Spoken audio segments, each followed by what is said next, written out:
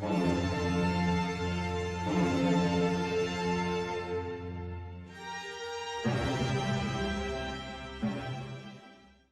everybody, welcome back to Video Game Esoteric, and we're continuing the series. It's PlayStation, but it's not, where we take a look at some games that run on PlayStation 1 based arcade hardware that is more powerful than the PlayStation 1 console you have at home. And today we're taking a look at Crypt Killer. And I don't care what the internet says, yes, the game is ugly, but damn it, it's fun, and I absolutely love it. Before we get too far involved though, do me a huge favor, go down below, hit like and subscribe. That notification bell definitely helps us out. If you feel so inclined and want to support the channel, we got a Patreon link down below as well. Without further ado, let's get right into Crypt Killer. It was released in 1995 by Konami on the GQ arcade board.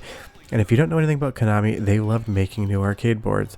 There's one and one game only that runs on this board, and you are looking at it right here.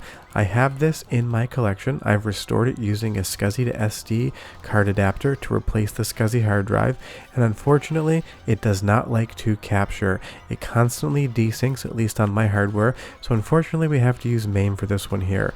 But it is a good example to talk about how well some of these games emulate, and even though the game is spectacular on a PVM, capturing it is an absolute mess of an experience. Right off the top, if you can't tell already, it's a horror light gun game. And if you know anything about me or my channel, I absolutely love two things: arcade games and light gun games. So combine the genres together and you have absolutely everything I need out of a game. Now, Crypt Killer is constantly going to get crapped on because people are going to say it is an ugly game.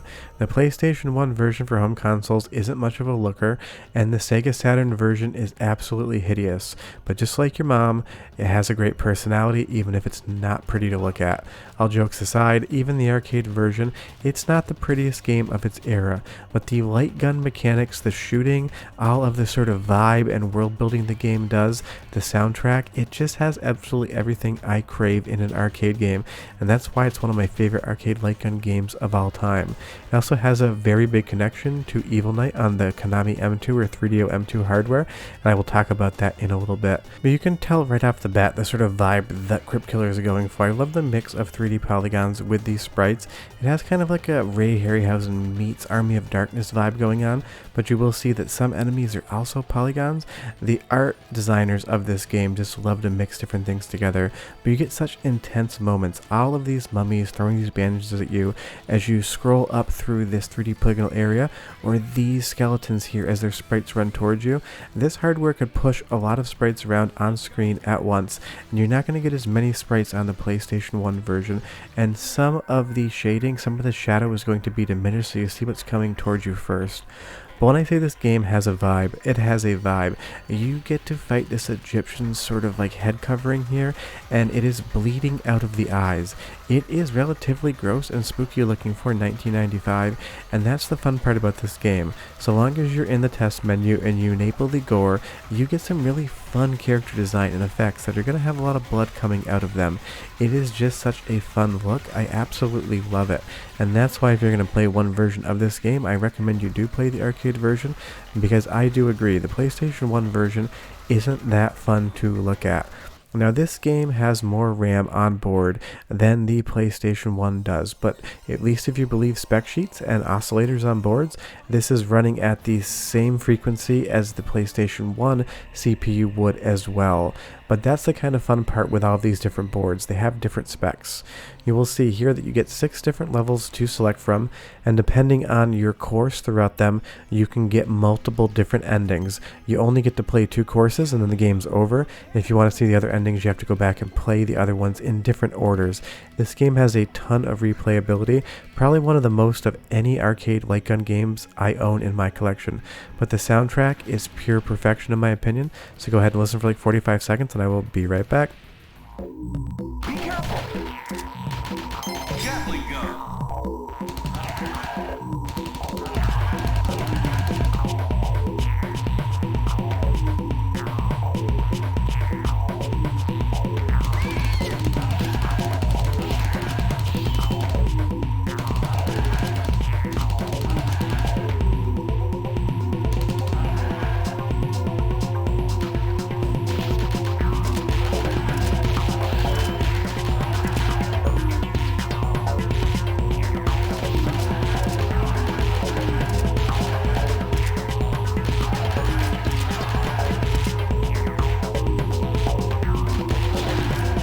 I just absolutely love the soundtrack. Not only is it good, but it sounds almost identical to Evil Knight, which were released on the 3DO M2 arcade hardware just a few short years later. And if you know anything about me, I love me some 3DO M2. But this game is definitely related. Evil Knight seems to be a pseudo-sequel, because look at these dragons that pop out of the ceiling right here. Let's move over to my original hardware capture of Evil Knight, and what do we have? Basically a snake-like dragon that pops completely out of the ceiling and attacks you. Evil Knight is also called Hell Knight. Crypt Killer is also called Henry Explorers. The main character in Evil Knight is Henry Jones. This seems to be Henry Jones' second expedition, and the first time you see him in a Konami game seems to be Crypt Killer. Now that is not a definitive link, that's never been stated by Konami, but I'm 100% certain that's how it works, and that also helps me enjoy Crypt Killer just a little bit more. But the best part about this game is just how much diversity it has in different areas. These 6 worlds all have 4 acts throughout them, and this is a long game. This was definitely something that felt like it was always intended to be ported home to consoles, because as far as an arcade game's concerned, this might be one of the longest Lightgun games you can play outside of something like Scarlet Dawn right now in arcades.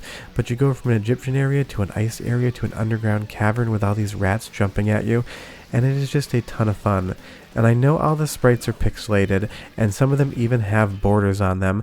That is not emulation, it's on the original arcade board, trust me. But they have so much personality. These cutout Egyptian characters are coming from the wall look spectacular because they are creative. And again, if we move over in just a moment to Evil Knight, you're going to see that Konami kept this Egyptian motif. It's a little bit harder to tell, but in the back, that is some sort of Egyptian god or mummy that's throwing these blades at you. These two games share a lot of style between each other, although Crypt Killer, not going to have any flannel zombies, that's an Evil Knight exclusive.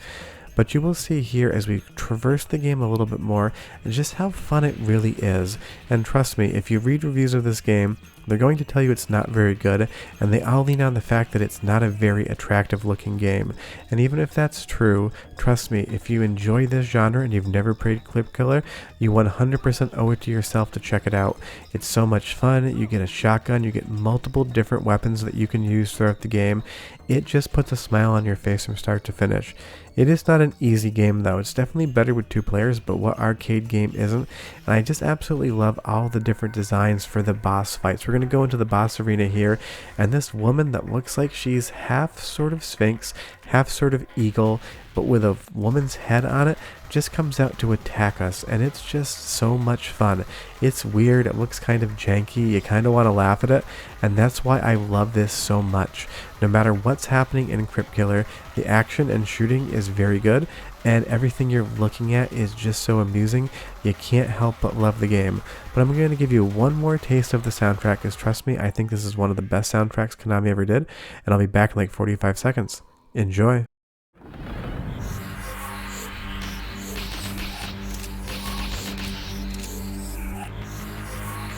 Look right.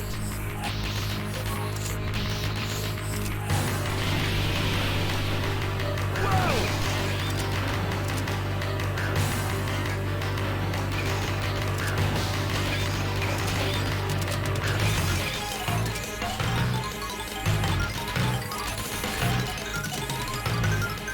It just has everything I want in a soundtrack, and as we moved on to a new level here, you're going to see we're fighting these sort of mermen looking characters that are throwing spears at us, and Crypt Killer basically has every classic horror monster movie icon in it, and the levels do have a lot of diversity, and I really appreciate that. There's 6 stages and each one's going to give you something else to look at, and the bosses, the design are just spectacular.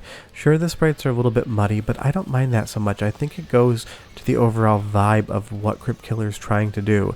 It's trying to be a B-movie experience, and B-movies were never the best shot things around. They were usually ugly and poorly made, and I think that's what's going on here. It's not just unattractive because they couldn't figure out how to make it look good. Konami had plenty of talent making sprites, trust me. This seems like a design decision to make it look sort of janky, because that's what a B movie would feel like.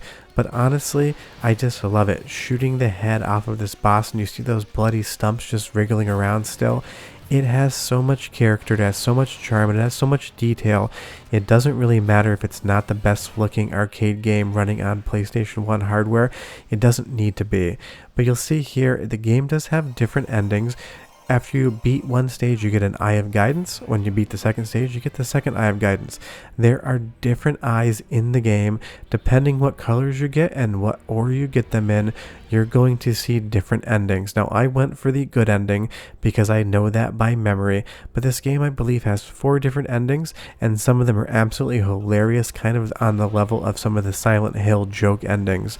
But honestly, Crypt Killer is just a ton of fun, and I hate hearing about that it's not a good game. It's not a pretty game. That's a difference. It is a very fun game to play alone, and if you have 2 friends, it's a absolute blast. I have wired this board up to my CRT with 2 other friends, all of us holding shotguns in our hands, and it is just so much fun.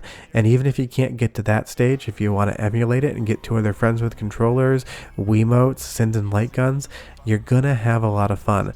The cutscenes and this dude's voice are hilarious in a good way, so I put this cutscene up after the credits. Go ahead and watch it if you want to see more of Crypt Killer, but honestly, take my word for it. If you've never played Crypt Killer, you owe it to yourself to do so. It's one of my favorite arcade games of all time. Bye-bye.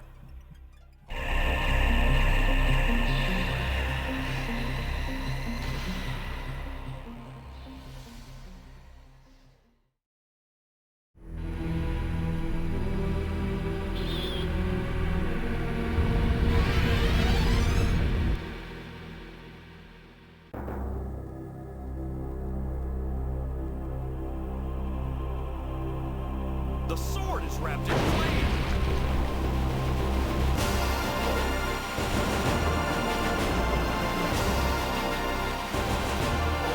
The huge clouds are burning.